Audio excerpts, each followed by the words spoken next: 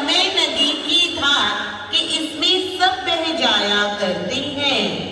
कुछ जग ही ऐसे होते हैं, अरे कुछ जग ही ऐसे होते हैं जो इतिहास बनाया करते हैं।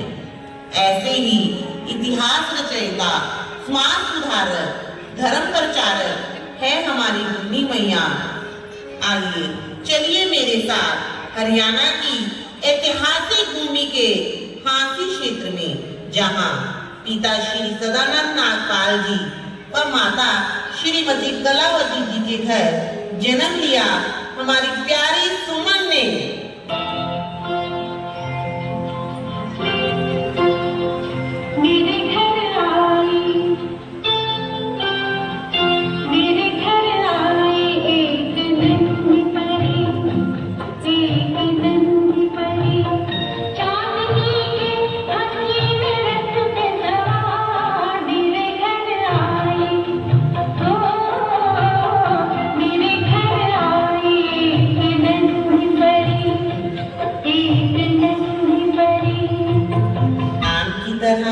अपने माता पिता के नाम को महकाने वाली थी सुमन।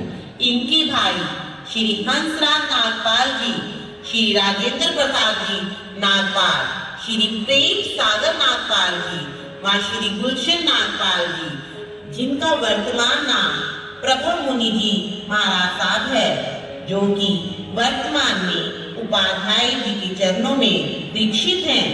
इनकी बहनें श्रीमती सरोज जी, शशि जी, आशा जी रही। बचपन से ही पढ़ाई में होशियार थी हमारी सुमन। 10वीं की परीक्षा स्कूल से, बीए एसडी कॉलेज से किया, एमए, एमफिल, बीएड की परीक्षा पास की कुरुक्षेत्र यूनिवर्सिटी कुरुक्षेत्र से। वहां भी महाराज जी वाइस प्रेसिडेंट बनकर दिशा निर्देश देते थे और वहां इनके कई मित्र बने, पर उनमें से अति प्रिय थे अजय चौधरी जी, रितु महाजन जी, बंटी जी, कपूर जी, दलजीत जी। आपस में इकट्ठे पढ़ना लिखना व अपने दोस्तों को सही राह से सदैव अवगत करवाती थी हमारी सुमन। अगस्त 1992 में स्टडी कंप्लीट होने के बाद सितंबर 1992 में हाई स्कूल में जूनियर लेक्चरर की सर्विस ज्वाइन की। इधर सुमन का नौकरी की तरफ ध्यान था, उधर उनकी माता का उनकी शादी की तरफ। उधर घर के पास एक आंटी रहते थे। जब भी जयसंत स्थानक में आते तो उनके साथ स्थानक आना जाना लगा रहता। जैन संतों की सादगी, गरिमा, ज्ञान, आदर मन को बहुत प्रभावित करता। कब उनकी मुख पत्तियों को रंगते रंगते मन कब उनके रंग में रंग गया पता ही नहीं चला। इसका आभार आशा दीदी को हो गया था। तभी तो जब भाई बहाना से लड़का देखकर घर लौटे, तभी आशा दीदी ने एकदम बोला कि क्या शादी के लिए पूछा है आपने सुमन से कि वो शादी करना भी चाहती है या नहीं। तभी आशा दीदी की बात सुनकर गुरमीत जी के संसारिक जीजा जगदीश मीठा जी बहुत गुस्से में बोले, उसे शादी नहीं करनी तो क्या करना है। अरे वह तो जैन साथी बनने के भाव बना रही है। यह सुनकर घर में सब गुस्से थे।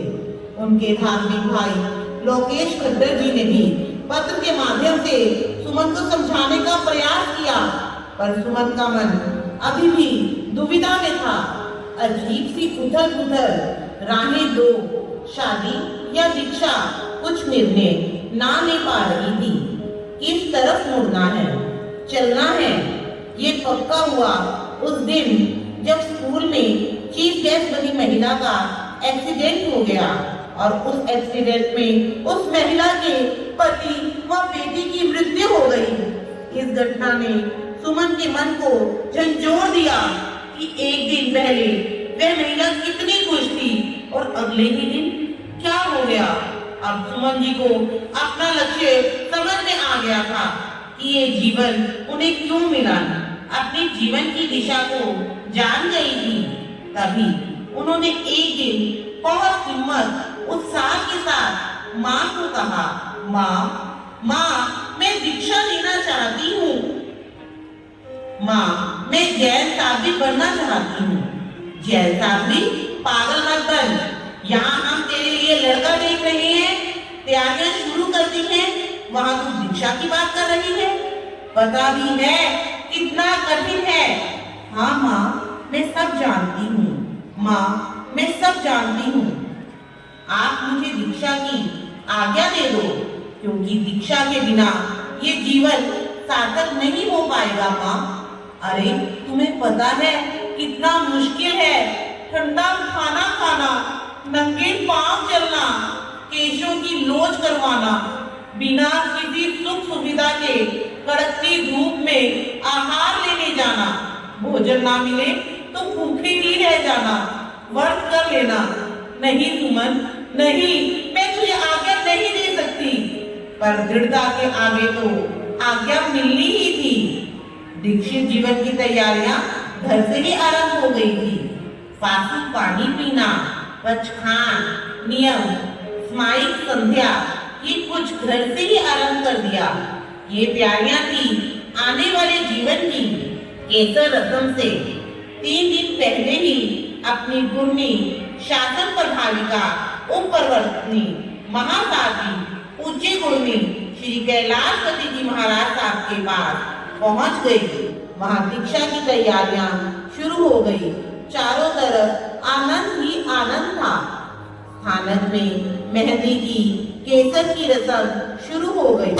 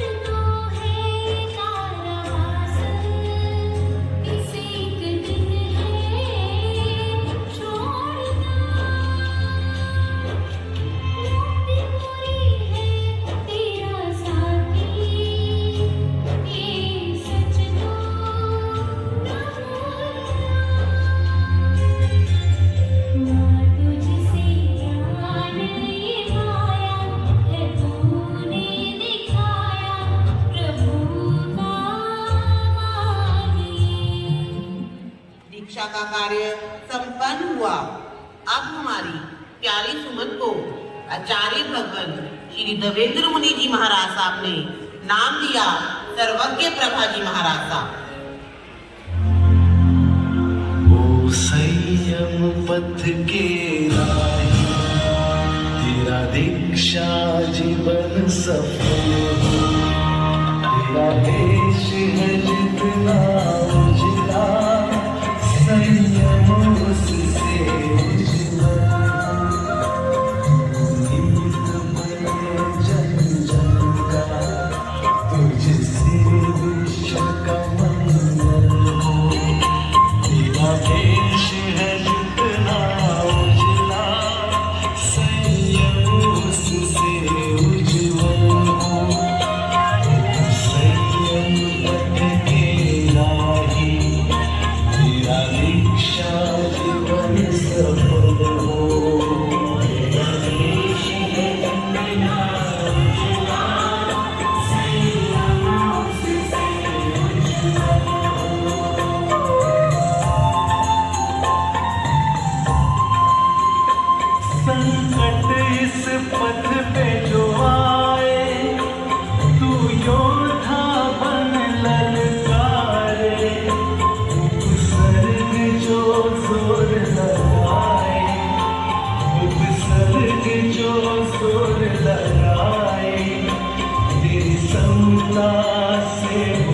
सहारे, आंधी तूफानों में भी तेरी साधना ये अविचल।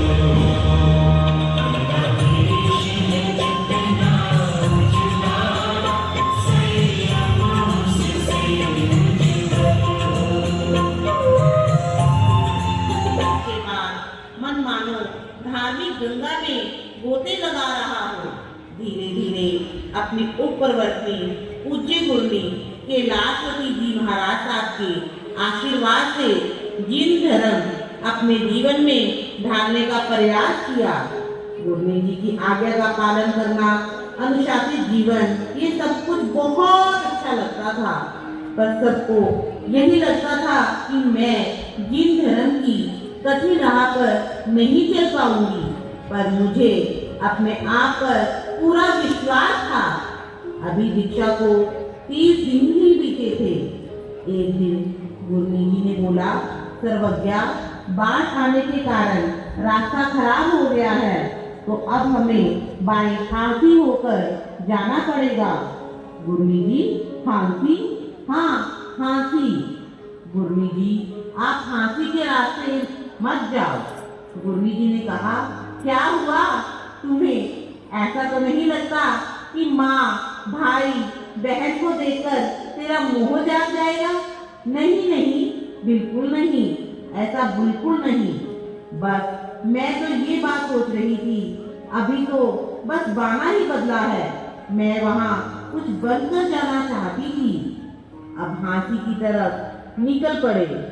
जब हम जैन स्थानक पहुँचे तो माता जी भी, गुरनी जी व सर्वज्ञ प्रभा महाराज जी के दर्शन करने आए। माता जी बीमार रहते थे।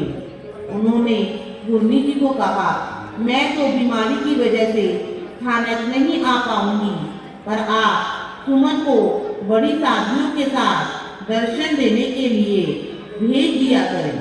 गुरनी जी ने इस बात की आज्ञा दे दी। सर्वज्ञ प्रभा महाराज साहब हर रोज अपनी माता जी को मंगल पाठ सुनाने जाती। दिन बीत रहे थे। ये क्या, अभी दीक्षा को सिर्फ 40 दिन ही हुए थे कि माँ की मृत्यु हो गई। घर में माँ के पास सब थे, पर सुमन नहीं थी। सुमन को समाचार भी मिला, पर वह मृत्यु के गूढ़ रहस्य को जान रही थी। तब उनके जीजा जी श्री जगदीश मिश्रा जी देह को उपासने के बाहर लेकर आए और आवाज लगाई कि सुमन, देख देख तेरी माँ मर गई है, देखो तो सही बाहर आके, तो आंसू तो बहा लो। ये धर्म परीक्षा है, ये धर्म परीक्षा, ये धर्म परीक्षा है, ये धर्म परीक्षा। पर महाराज साहब दृढ़ थे। आप लोग क्यों भड़क रहे हो? ये संसार नश्वर है। जो इस संसार में आया है उसे जाना ही है। सिर्फ धर्म ही हमारा साथी है, बाकी सब कुछ व्यर्थ। तब लोगों को ये आभास हो गया कि धर्म की पवित्र चादर सर्वज्ञ प्रभा महाराज साहब ने ना सिर्फ तन पर ही डाली है, बल्कि अपना मन भी धर्म की सफेद रोशनी में डुबो लिया है। दीक्षा के इन 25 सालों में गुरनी जी ने हरियाणा, पंजाब, हिमाचल कई जगह का प्रमाण किया और लोगों के बीच धर्म की गंगा बहाई।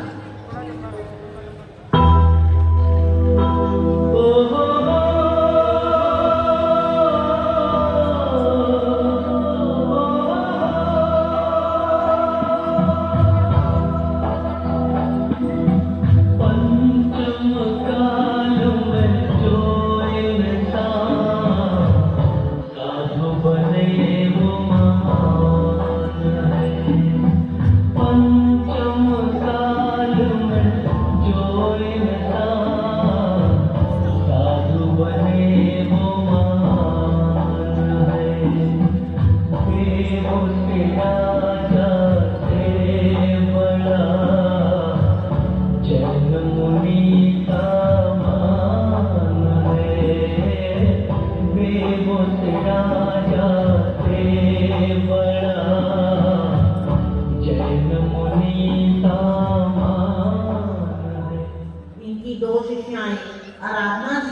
नमिता जी जिसमें शिष्य आराधना को पीयूष प्रभा जी के मांगने पर सर्वज्ञ प्रभा महाराज जी ने उन्हें सौंप दिया। नमिता जी महाराज सदैव सर्वज्ञ प्रभा महाराज साहब की सेवा में लगी रहती हैं। धन्य है गुरली मैया सर्वज्ञ प्रभा जी और धन्य है गुरली कैलाश परिवार जिन्होंने हमारे इस समाज पर अपनी कृपा की। गुरु संसार समाज